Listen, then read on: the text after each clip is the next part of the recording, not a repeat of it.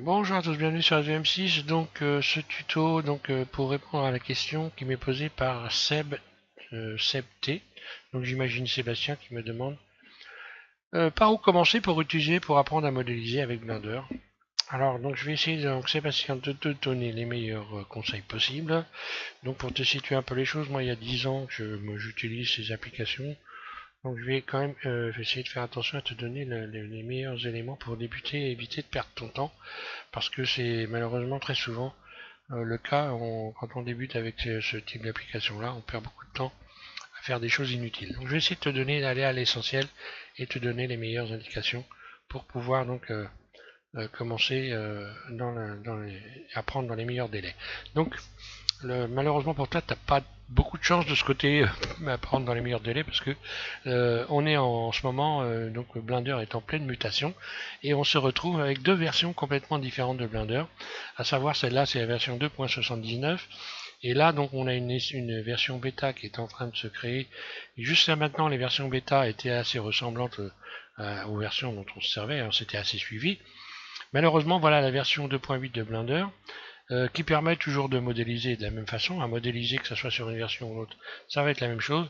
La seule différence, c'est que pour te donner une comparaison, t'imagines par exemple que tu aurais pris les outils de la version 2.79, que tu les aurais mis dans un bol, et tu aurais secoué fortement le bol, et les outils, tu les retrouves plus, parce qu'ils sont complètement disséminés à tous les coins donc de l'interface. Donc ce qu'il y a, la différence qu'il y a, c'est la grosse différence, c'est que les outils sont complètement plus du tout au même endroit. Donc lorsque l'on va modéliser avec une version, avec les versions 2.79 et la version 2.8, il va falloir donc apprendre à repérer où sont les outils. Bon, ça ça fait partie des différences. Également, dans la version dans la version dans les deux versions, il y a des modes de rendu qui sont différents. Par exemple, ici, le mode de rendu, c'est donc le moteur qui permet de rendre des images. Là, ici, on est dans une version de rendu, le moteur de rendu, c'est Cycle.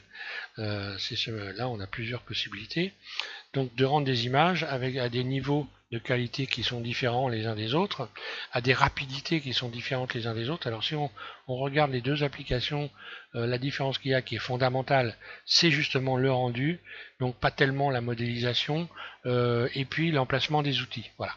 Donc le rendu cycle est un rendu qui est beaucoup plus long que le rendu que l'on retrouve sur cette version-là, qui s'appelle Eevee, ici. On a toujours la possibilité de faire des rendus en mode cycle sur cette version-là, qui sont plus longs. La version Eevee permet de faire des rendus très rapides, de faire par exemple une vidéo très rapidement, ou de rendre une image que l'on a créée, donc d'un objet que l'on a créé très rapidement. La qualité est différente, hein, qu'on veuille ou non. Là, franchement, maintenant je commence vraiment à m'en apercevoir. Donc tu as regardé la roue de Concorde, puisqu'en ce moment, je modélise Concorde, l'avion, donc Concorde, tu as regardé la roue et donc l'avion Concorde, si je fais un rendu sur cette version-là ou sur l'autre, c'est pas du tout la même qualité, hein.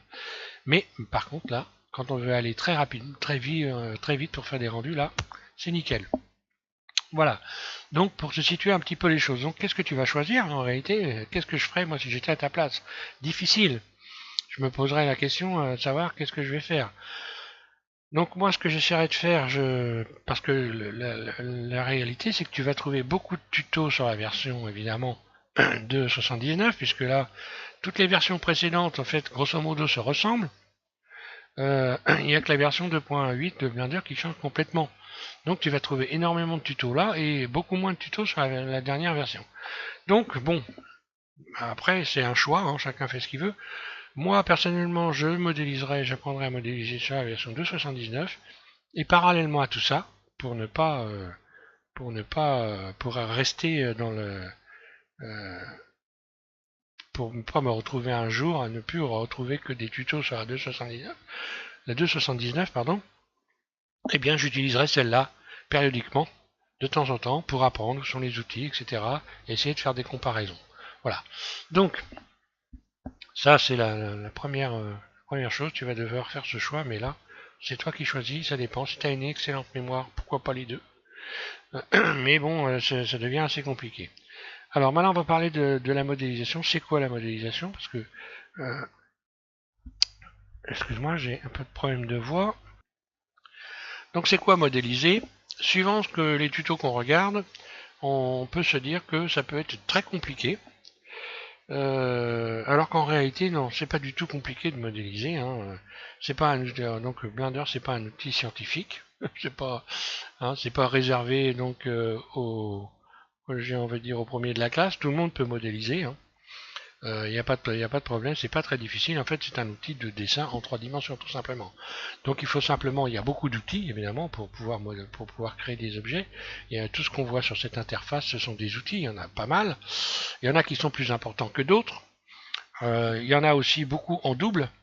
Tu verras par la suite quand tu vas apprendre à t'en servir, que tu auras un petit peu d'expérience, tu verras que il y a beaucoup d'endroits où les outils sont multiples. En fait, on réalise la même chose avec différents outils, en fait, qui sont quasiment les mêmes. Bon, et donc il y a quand même une certaine partie d'outils qui vont être utilisés moins que d'autres et qui sont, on va dire, moins importants. Alors voilà, donc ça limite un peu les dégâts. Grosso modo, tu vas faire du dessin en 3 dimensions. Donc c'est pas un truc scientifique très compliqué, il faut apprendre à dessiner. Dessiner en 3 dimensions, ça veut dire aussi pouvoir déplacer des éléments. De comprendre ce que l'on voit là ici, que ça c'est une scène. En fait, ça s'appelle une scène, hein, grosso modo. Et cette scène, bon bah on peut pour simplifier les choses, on peut imaginer, par exemple, que ça c'est une table, que on est devant la table, qu'il y a un arrière de la table, un côté droit et un côté gauche. Donc, les objets qui sont placés sur cette table peuvent être à différents endroits sur cette table.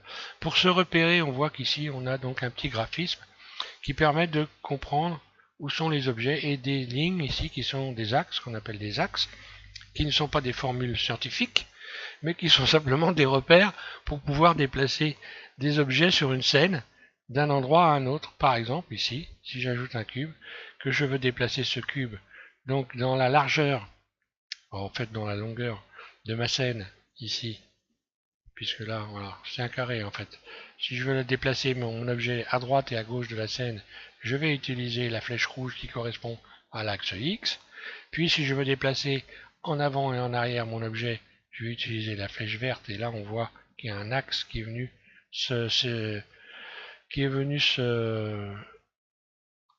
positionner, donc parce que le cube, lui, je l'ai déplacé. Donc voilà, on voit l'axe Y qui est ici sur le dessin.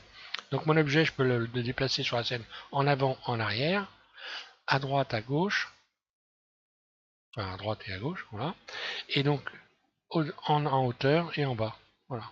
Avec ici l'axe Z qui est symbolisé ici par ce trait-là. Lorsque je déplace la scène en appuyant en continu sur la roulette de ma souris, ben je bouge la scène, je peux la faire tourner, voilà. Et donc me remettre, lorsque je clique sur le 1 de mon pavé numérique, me remettre avec la scène donc comme elle est initialement, avec l'avant, l'arrière, la droite, la gauche. Bon, peu importe. Donc se déplacer, le déplacement, en fait, c'est ce qui est le plus important. Comment créer un objet sans être conscient de la façon dont on va déplacer les éléments qui le constituent. Je m'explique, si je me mets en mode edit, donc pour pouvoir éditer l'objet, donc soit je vais ici, cliquer ici et cliquer sur Edit. Là, je peux maintenant modifier l'objet et déplacer les éléments qu'il constitue en utilisant ici donc les différentes possibilités. Ici, je peux déplacer en cliquant là des vertices, donc des points en fait, hein, voilà, pour modifier l'objet. Ici, si je clique sur cette icône-là, je peux déplacer des arêtes. Un clic droit, utiliser la poignée de déplacement, utiliser mon pavé, mon clavier en faisant G. Voilà. En faisant G, je peux le déplacer. En faisant G, X, je peux déplacer ce que j'ai sélectionné sur l'axe X, donc là, dans la longueur. Si je fais G, Z, eh bien, je peux déplacer sur l'axe Z, etc. Donc, si on n'est pas capable de déplacer des éléments, il est impossible de pouvoir créer des objets. Donc ça, c'est important. On a donc des modes différents. On a un mode, on va dire, qui va permettre de créer l'objet, de le modifier. Et on a un mode ici qui va fixer l'objet, qui est, bon, voilà, c'est l'objet final. Alors, on peut encore le modifier avec des outils, puisque là, on a des outils de déplacement ici, dans cette liste. Ici, par exemple, cet outil-là va me permettre de faire tourner l'objet, par exemple. Soit sur un axe, j'appuie à gauche en continu, etc. Il y a des multiples façons de déplacer l'objet en utilisant des outils, en utilisant le clavier, etc. Et ça, bon, eh ben, c'est la première chose à savoir, évidemment, pour donc pouvoir avancer le plus rapidement. Donc moi j'ai fait un tuto à ce sujet-là, donc je t'invite à regarder ce tuto. Lorsque tu vas aller sur internet, on va y aller tout de suite d'ailleurs. Voilà, là tu vas taper par exemple SVM6 déplacement, voilà. Et SVM6 déplacement, voilà, tu vas tomber sur ce tuto-là, où pour comprendre le déplacement, j'ai donc modélisé un avion. Oui, modéliser, il me semble, je sais pas si oui, si j'ai modélisé celui-là. Et donc utiliser cet avion pour le déplacer dans la scène, dans l'espace, et donc pour expliquer comment on se situe dans l'espace avec les objets dans Blender. Donc ça, je te conseille évidemment de le regarder. Alors il est long, hein, il fait 1h08, donc de le regarder évidemment entièrement, hein, pas de cliquer évidemment sur le truc pour passer les éléments, hein, même si tu as déjà un petit peu regardé comment ça fonctionnait. Il faut regarder ça entièrement. D'ailleurs, comme la plupart, comme tous les tutos qu'on regarde, c'est pas en survolant les tutos qu'on risque d'apprendre quelque chose. Évidemment, donc quand tu vas regarder un tuto, hein, je presse pas pour ma paroisse, je m'en fiche moi qu'on regarde mon tuto 2 heures ou pas. Hein. Pour moi, le but d'un tuto, mon but à moi, c'est de venir en aide aux personnes qui en ont besoin pour leur éviter de perdre du temps avec ça et puis d'arriver à rien faire du tout, arriver à un bout d'un moment abandonner carrément, puisque la plupart du temps c'est ce qui se passe. Donc moi j'essaie de faire pour te situer un peu. Hein, ma façon de procéder. Je n'utilise pas forcément le vocabulaire courant pour modéliser, pour donner des explications. Je peux très bien dire point, arrête, bâton, j'en sais rien, je m'en fiche. Je vais chercher le mot qui sera le plus adapté pour la compréhension. Donc je ne vais pas utiliser un vocabulaire technique extrêmement contraignant qui fait perdre beaucoup de temps, puisqu'on ne comprend pas. Des fois on entend parler d'edge, on entend parler de beaucoup de choses comme ça. Donc moi, une arête, ça sera une arête, hein, voilà. Donc, que te dire, voilà, pour te situer un petit peu pour les explications. Donc, une fois que tu vas avoir regardé ce tuto, tu vas être capable de déplacer les éléments. Je vais supprimer ce cube en faisant X, je vais en rajouter un autre. Voilà. Donc, tu as de nombreux outils que tu vas devoir utiliser, apprendre, etc. Donc, on est tenté toujours quand on débute de se dire tiens, oh, j'ai vu fabriquer l'avion, je veux à tout prix fabriquer l'avion. Non. Et là il faut sortir ça de sa cervelle. En fait il faut commencer par créer des objets simples. Les objets simples, c'est des mugs. Ce sont des objets qui se rapprochent très nettement ici des objets de base qu'on a. Par exemple ici, si j'attrape ce cylindre, on voit très bien que très rapidement, en enlevant simplement, en passant en mode edit, en sélectionnant les faces ici, je sélectionne cette face X, je supprime cette face, puis je sélectionne un rayon comme ceci d'arête, je l'agrandis en étirant, puis je fais S pour faire surface, je l'agrandis, et là j'obtiens un vert. Si je vais adoucir pour cacher les mauvaises les arêtes ici, en faisant adoucir, voilà, j'obtiens donc très rapidement un vert. Donc il faut commencer par modéliser des objets simples pour apprendre, pour comprendre comment créer des formes. Comment créer des formes, j'ai fait donc moi beaucoup de tutos, mais il y a mes tutos, c'est une chose, et il y a les autres. Alors donc, je ne sais pas si je l'ai dit là depuis le début, mais tu as donc également Didier Nebreda. Donc la chaîne DN Blender DN33. Lui aussi il fait des tutos pour débutants, il a fait énormément de tutos en français. D'ailleurs on va parler de ça aussi, français et anglais. Quel va être le meilleur choix?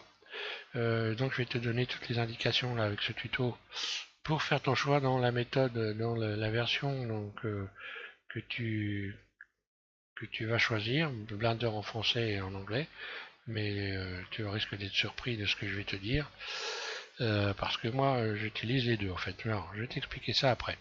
Donc choisir des objets simples et puis petit à petit choisir des objets un peu plus compliqués. Donc pour parler de ma chaîne à moi, c'est pas la seule chaîne qu'il faut regarder évidemment.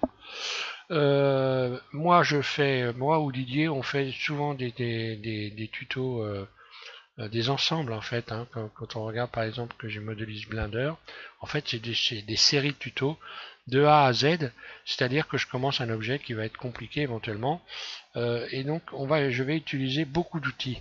Donc l'objet par lui-même, si tu veux, il va être intéressant évidemment, mais c'est pas le plus intéressant. Le plus intéressant, c'est d'utiliser le plein d'outils pour pouvoir apprendre le plus vite possible à faire ses propres objets. Parce que voilà, après on peut copier les objets, ça sert à rien. L'intérêt de Blender, évidemment, c'est un outil créatif de création. On peut créer des choses à son idée et c'est ça qui est le plus important évidemment. C'est pas l'objet qu'on voit dans le tuto qui lui est simplement un exemple pour apprendre à modéliser. Après on peut évidemment aimer l'objet qu'on modélise, mais ce n'est pas le but essentiel. Moi en tous les cas je ne le conçois pas comme ça.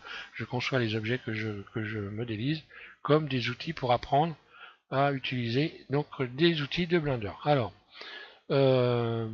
maintenant pour la version, on va parler quand même de la version, de la possibilité que l'on a de mettre Blender en français ou en anglais. Alors, on entend dire beaucoup de choses là-dessus, et je suis désolé de le dire, hein, mais beaucoup d'âneries aussi. Donc je vais essayer de m'expliquer là-dessus. Alors, mettre Blender en anglais, c'est fréquemment ce qu'on entend. Quand on regarde des tutos, des choses comme ça, il faut mettre Blender en anglais. Donc là, c'est une grave erreur, gravissime. Alors, ça pouvait être se concevoir il y a quelques années, parce qu'on ne trouvait que des tutos en anglais.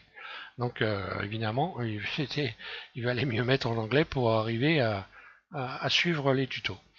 Maintenant, c'est plus du tout le cas. D'ailleurs, que ça, si on cumule les tutos en français que j'ai fait moi et ceux de Didier Nebreda, et j'en passe, hein, on doit avoisiner, on doit pas être loin des 2000 tutos, hein, grosso modo. Donc celui qui me dit qu'il n'y a pas un tuto avec Blender en français, qu'il ne les trouve pas, là, ça commence à me poser des questions. Donc non seulement nous on en fait, mais il y en a d'autres personnes qui se sont lancées dans les tutos en français. Alors pourquoi moi je mets le tuto en français? Simplement, les trois quarts de la population, voire beaucoup plus que ça en France, ne parlent pas l'anglais ou alors jargonnent l'anglais de l'anglais qu'ils ont appris, donc scolaire, ce qui était mon cas, enfin ce qui est mon cas d'ailleurs. Donc moi j'ai un anglais scolaire, et ce qui permet pas d'apprendre vite. Pour apprendre vite, évidemment, il faut mieux choisir la langue qu'on connaît le mieux. On va pas mettre Blender en chinois si on ne parle pas le chinois. Donc le mieux c'est quoi? C'est de pouvoir mettre Blender en français. Donc pour pouvoir mettre Blender en français, on va ici cliquer sur Fichier. On va mettre ici Préférences utilisateur. Et on va avoir ici un dans Système. Clique sur Système ici. Et voilà, tout en bas, en cochant cette case, on a la possibilité dans les listes ici d'aller choisir la langue que l'on connaît le mieux forcément. Donc si je parle couramment l'anglais, évidemment je vais choisir l'anglais. Si je comprends bien l'anglais, je vais choisir l'anglais naturellement. Moi j'ai rien contre l'anglais, hein, au contraire. Hein. Donc là je choisis le français. Pourquoi je vais choisir le français? Parce que c'est la langue que je connais le mieux. Et donc forcément en utilisant la langue que je connais le mieux, je vais forcément apprendre beaucoup plus vite. Donc là tout n'est pas en français. Hein. Quand on regarde, ne serait-ce que dans les add-ons, les listes de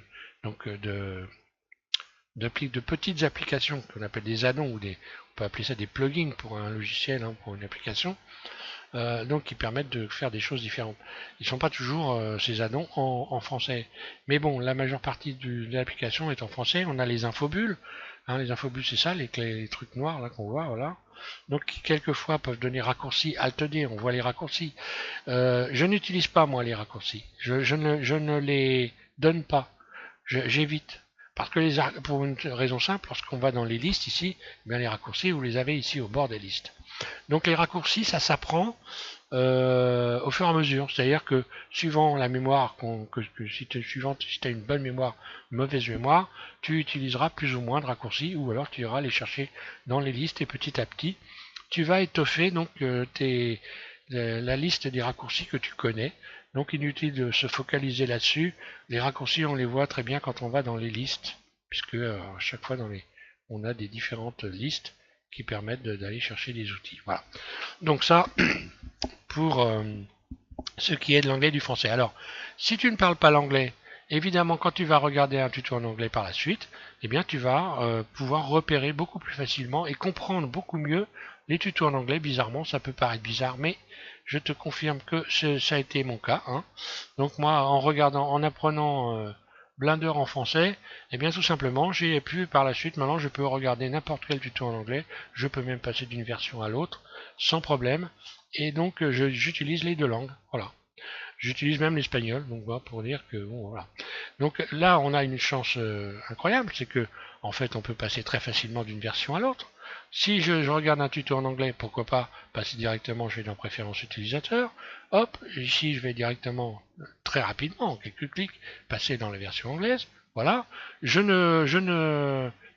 n'ai simplement pas, je ne vais pas donc enregistrer ici enregistrer les préférences, je vais rester comme ça, je vais fermer la fenêtre, et voilà.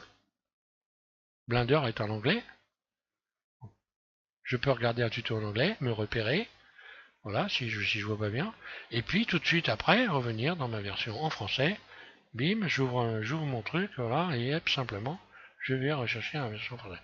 Alors il y a beaucoup d'anciens tutos aussi. Bon alors je dis qu'on dit des âneries. Des fois il y a des tutos qui sont vieux, donc on peut comprendre que on disait aux gens mettez-vous obligatoirement en anglais. On peut comprendre, c'est des versions anciennes des vieux tutos, voilà.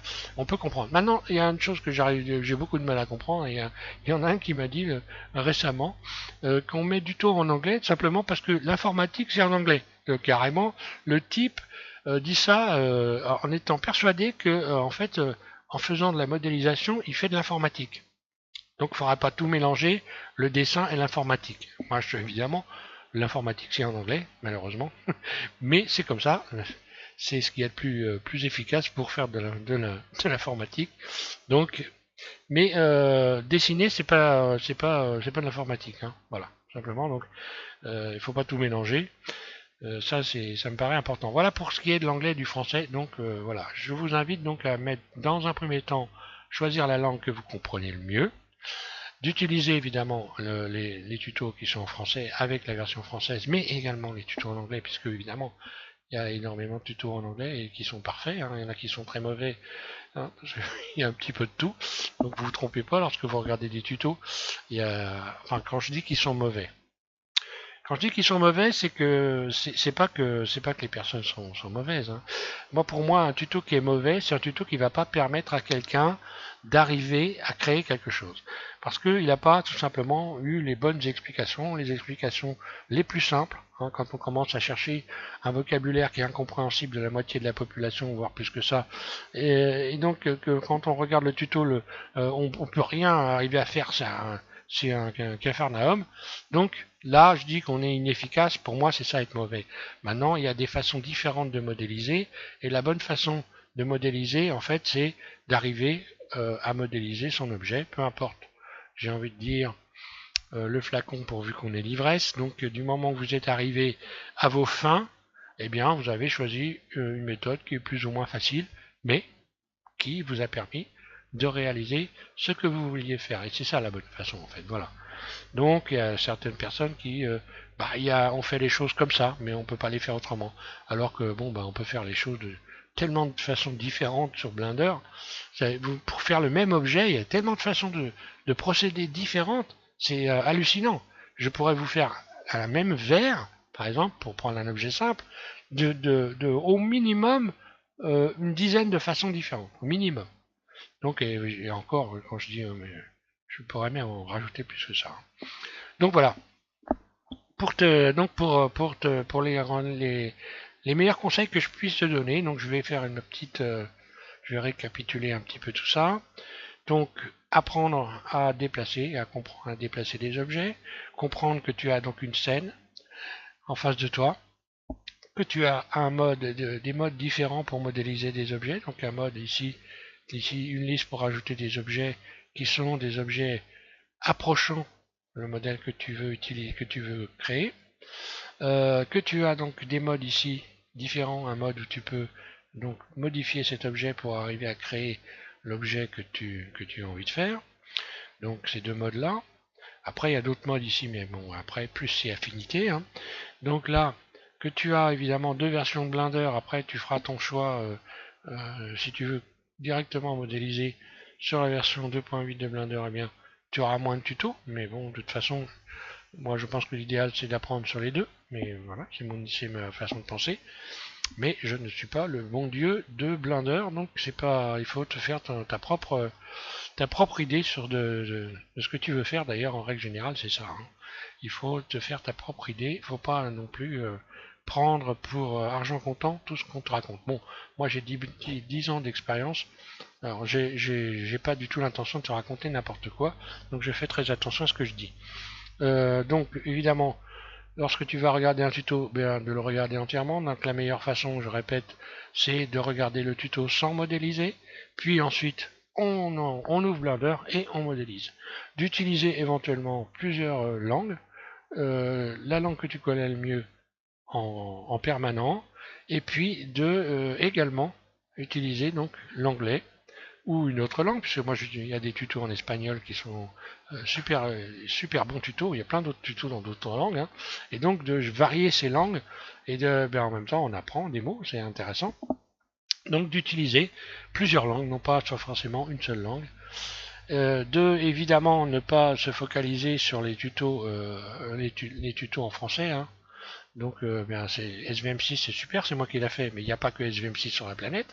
Donc pour apprendre plein de choses, évidemment, plus on va, comment j'ai envie de dire, s'étaler, plus on va découvrir des choses différentes, hein. On va pouvoir prendre à droite et à gauche ce que l'on a envie de faire. Donc il faut évidemment pas mettre ses œufs dans le même panier, comme on dit, hein, tous ses œufs dans le même panier. Donc il faut regarder le plus de tutos possible, se faire son idée. Il y en a qui sont bien, il y en a qui sont moins bien, ça dépend des personnes. On les comprend plus ou moins, enfin, etc. Voilà. Mais bon, je pense avoir donné les meilleurs conseils dans un premier temps pour débuter sérieusement et puis pas se retrouver à galérer et à rien comprendre. Voilà, je pense que je t'ai donné les meilleurs conseils pour ça.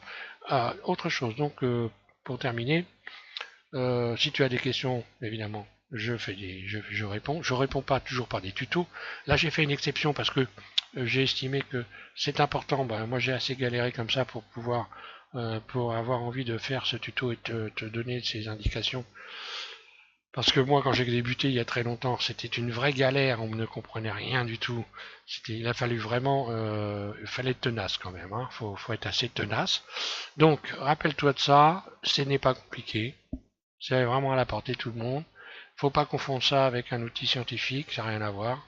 Ce n'est pas un outil pour des professionnels, sauf d'ailleurs en ce qui concerne les professionnels, hein, un architecte, ils ont des applications qui sont donc spécifiques, hein, pour construire une maison. Ceci dit, avec Blender, on peut fabriquer une maison en utilisant un système métrique. Donc on peut faire, j'ai fait des tutos avec une maison. On peut utiliser système métrique et faire quelque chose de très rigoureux, comme par exemple des objets que l'on va modéliser avec une imprimante 3D. Donc on peut faire des choses très rigoureuses, mais c'est pas l'essentiel. L'essentiel pour toi, ça va pas de faire des choses très rigoureuses, puisque déjà il faut que tu commences par apprendre à créer des objets avant de te dire je vais mettre une dimension, telle dimension à telle chose.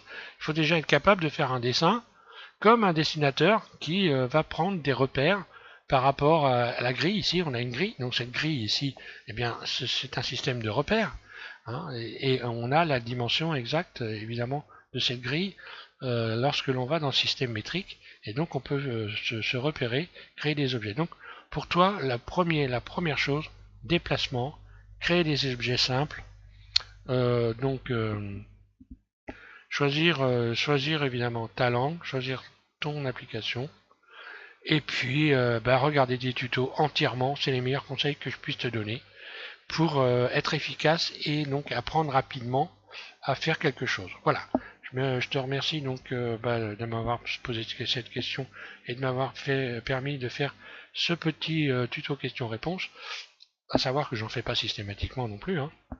Mais j'ai trouvé, c'est pas la première fois qu'on pose cette question, donc j'ai trouvé important de te répondre en prenant un petit peu mon temps pour t'expliquer tout ça. Voilà. Donc merci à tous de suivre LVM6 et puis aux futurs débutants également de suivre LVM6. Je vous en remercie. Voilà. Et donc bon